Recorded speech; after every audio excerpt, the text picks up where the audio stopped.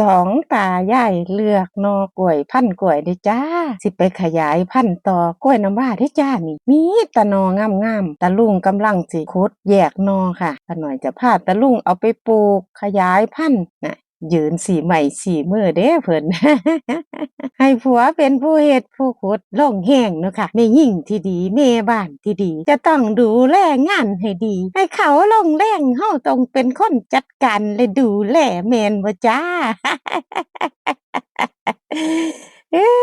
นี่แหละเขาว่าแม่บ้านที่ดีเมียที่ดีของผัวต้องดูแลและสั่งงานได้นะจ้ามื้อนี้ป้าน้อยก็เลือกหน่อได้เรียบร้อยพร้อมที่จะลงปลูกได้แล้วจ้าให้ตาลุงเราปลูกหน่อกล้วยสมบูรณ์แบบก็จะเป็นแบบนี้แหละจ้าเฮาก็จะให้ตาลุงลงปลูกก่อนเราจะปลูกแล้วก็มาขุดหลุมผสมฝุ่นปุ๋ยคอกไว้เรียบร้อยผสมแกะไว้เรียบร้อยนะจ้าพร้อมที่จะลงปลูกสองตายายก็เฮ็ดไปเรื่อยๆเหนื่อยบ้างพักบ้างก็มีความสุขไปตามประสาเฮาเนาะจ้าก็จะประมาณนี้แหละเฮ็ดไปนำถ่ายคลิปไปพร้อมจ้ะพี่น้อง เว้าม่วนเว้านัวหัวม่วนกันไปสองตายายถ่ายคลิปไปพร้อมจ้า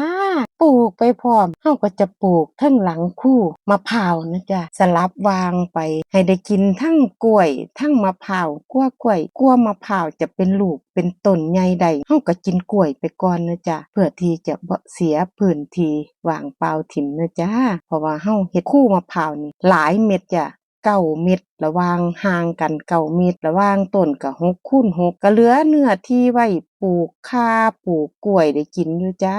สลับปลูกไปเพื่อที่จะได้กินทุกอย่างบางคู่เฮาก็ใส่ข่าใส่ตะไคร้บ่ใส่ค่ะเพราะว่าน้ำท่วมนี่ตะไคร้จะบ่รอดเฮาเลยปลูกได้แต่กล้วยจังซี่ล่ะจ้าแล้วก็ปลูกข่า